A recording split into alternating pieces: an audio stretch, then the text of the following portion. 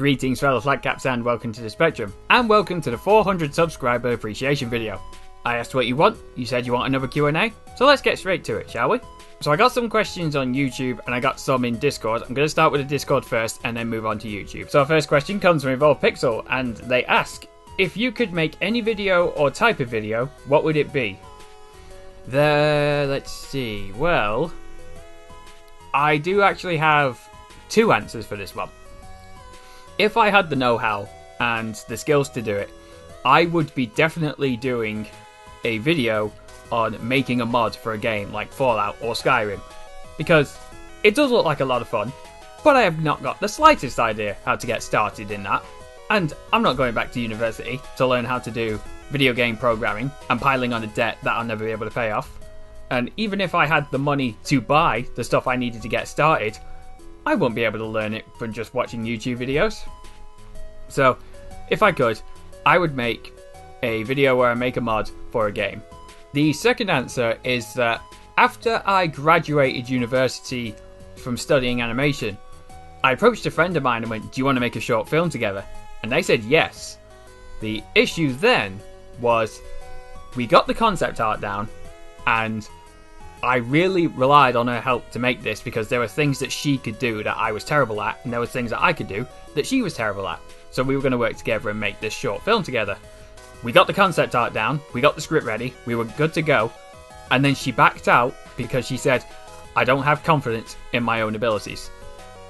And that was very disappointing, especially because we put so much work into it already, but it is what it is. I wasn't going to force her if she didn't want to do it, so we had to give up. But I would still like to make that film one day. I just need people who can do the things that I can't do. So, short version is either make a mod video or a short film. The next question is from the Fabulous Court Jester, also known as Finn from Living with a Ghost. And he asks, which 3 video game characters would you have on your side in a bar fight? Just the ones who can either beat them up so much that I can just slip out the back and carry on with my life, or, well, actually no, that's probably the best option. So I'd probably have Kratos, let's see, Lei Wulong, because Lei is cool, and Martial Law from Tekken as well, simply because Martial Law, although he is a really good fighter, he also cooks. So after the street fight is over, or the bar fight in this case, he'd make us something to eat, and I do like my Asian food. Finn asks another question and says, if we were over for dinner, what would you make us? I actually do have an answer for this one that requires a prop, so give me a second. Where the fuck is it? Found it, right. So, I'm probably off-center camera now, but fuck it. So, if you did come round, which although you are, I think, still hoping to visit us in August this year, I'd make you something from the Heroes Feast D&D cookbook. Actually, you know what, EP, I'm adding a third answer to your question. If I had the good enough kitchen and camera to do it, I'd probably do a cooking video where I cook something out of this. But I've cooked, let's see, 4 things I've cooked from this. I've cooked the mushroom steaks, I've cooked everything stew, orc bacon, and halfling chili. And all of them were really good, but as you can see, there's still a lot that I want to try out in here. And Aka's favourite at the minute is the mushroom steaks. So, that's my answer. Something out of the book. What yet? I don't know. In fact, you know what? If I was just to open up to a random page right now, Finn, I would say that I would cook you... That's just text. That is also just text. Okay. I'd cook you Quiff Pa. I don't know what it is either. So it's an elven food according to the book, and it is the most common variety of elven iron rations. Vegetarian trail food is made up of primarily dried fruits, but regional variations can include seeds, nuts, legumes, and beyond. So, nut balls is what I would make you. Alright, the next question comes from Kami7, who has actually asked several questions. So first off, what is your dream job you would leave your current job for? I currently do not have a job because I am considered by the government as unfit for work. Well, limited work capability, which means basically, here's some money, stay out the way, invalid. But if I could have a dream job it would be as an artist for some sort of company. An animation company, a design company. I mean, like, even if I was an artist, well, maybe not right now because of the reputation, but if I was in a job where I was designing stuff for games like D&D or Pathfinder or whatever TTRPG, that would be fantastic as well. That would be my dream job, and I would give up whatever it was I was doing to go there. Second question. If it was you who made Mount Rushmore, which video game characters would you carve into it? Ooh, oh God, that is a tough one. It's even tougher now because a bunch of characters have just jumped into my head and now I'm stuffed and I can't think straight.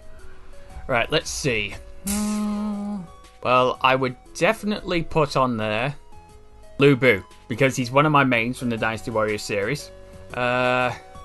Second one would be Sir Daniel Fortescue, because he's one of the games that defined my childhood. Sergeant Johnson, because he's such a great character to listen to. I would very happily play a game with Sergeant Johnson as the main protagonist, because he's just so good with some of the shit he comes out with. And finally, you know what? Nick Valentine, because as much as Todd Howard is an absolute fuckhead when it comes to designing anything, I am highly convinced that when he's not involved with designing something, it turns out really good. And Nick Valentine must be one of those things he wasn't involved with, because he's such an interesting and great character to have around. Next question. Which open world games are your favourites? Considering that it's only just come out, I'll give you my top 5. Power World, because even though it's in its early stages, it's fucking hilarious. And I'm trying to enjoy it as much as I can before possibly Nintendo take it down. I like Minecraft, because you can do a lot of stuff in Minecraft.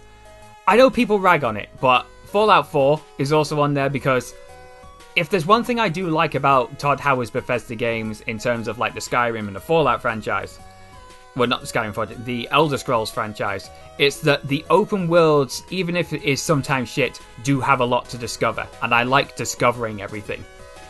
I also like GTA, because the GTA ones are good, because you've got large areas to discover, secrets to find. And then my last one, I would probably say, for now, because I am trying to play a bunch more open world ones, because I've got lots on my Steam that I'm yet to touch. But one of the ones that I played on there, which I did find quite fun, was called Starbound. And I really like that one, because although Terraria is in the top 10, Starbound lets you go from planet to planet, and you can build multiple bases, and house multiple towns which can become cities. So Starbound is definitely one of my favourites, but I wish that I had people to play it with, because I do like playing with friends, I do like playing co-op games. Unfortunately, a lot of the people I know don't like playing those games, so what can you do? Which was your first video game you ever played in your life? I actually do remember this one, and this was back when I was 6 years old. My dad had bought I want to say it was a PC, but I could be wrong. But the first game I ever played was with my dad, and I was sat on his knee, and I was playing Magic Carpet. And I remember it so well because it was the very first video game I ever played. Now, do I remember enjoying it? I don't know. Would I enjoy it now? I still don't know. But there's your answer. My very first video game I ever played was Magic Carpet with my dad, and it's a treasured memory of mine. Which was your first RPG game you ever played in your life? It was a turn-based one, and I remember trying it because I saw my big sister play it, and it looked interesting. And I want to say that it was a PS1 title, but which of these two I forget was the first one, but it was either Legend of Dragoon or it was Shadow Madness. It was one of those two, but I can't remember which one it was. Coming to the next question is, which game took you the longest to get good at? I think the answer is none, because I'm terrible at all of them. And then the final question from the Discord and from Kami is, which game took you the longest to beat for any percentage, and which one took you the longest to reach 100% or above completion rate? For a long time, I never actually tried to complete a game 100% because I would normally get bored of it.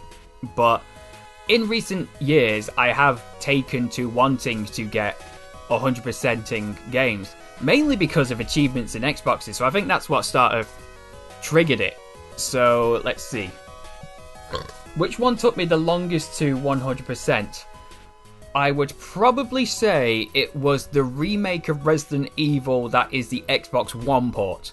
Because I remember that was the first time I ever seriously tried, and it did take fucking ever to do. In terms of what game took me the longest to beat, I want to say that it was something from the PS1, and it was a boss that I was consistently stuck on. And I can picture it in my head, but I cannot remember the game. No, I remember now. It was, not, well, it is hack and slash, but not really action adventure.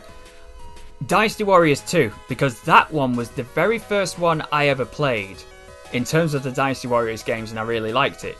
But it took me so long because the combat in it is so dated now, and it's quite jank. But also, I was playing it while I was in, high school at the time. So if I wasn't being distracted by being bullied and dealing with teenage trauma that you get from high school, I was distracted with stuff at home that I had to do before actually playing the game, and then getting stuck on certain bosses because I've forgotten how to play the game, or I'm not as strong as I should be.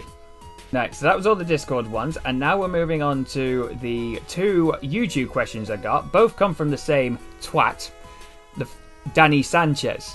So this first one isn't... He does ask a question, not intended for the video, I assume, but it is there in the middle of this statement. So Danny Sanchez asks, are you really this deluded? And I go, deluded or not, I'm still more respectable and smarter than you. And then he asks another question from a day ago, weirdly enough, where he says, why do you keep making videos if you suck at them? Considering the comments you've left on the videos in the past, it's pissing you off. So if anything, that's why I'm still making videos. And that is the last of the questions.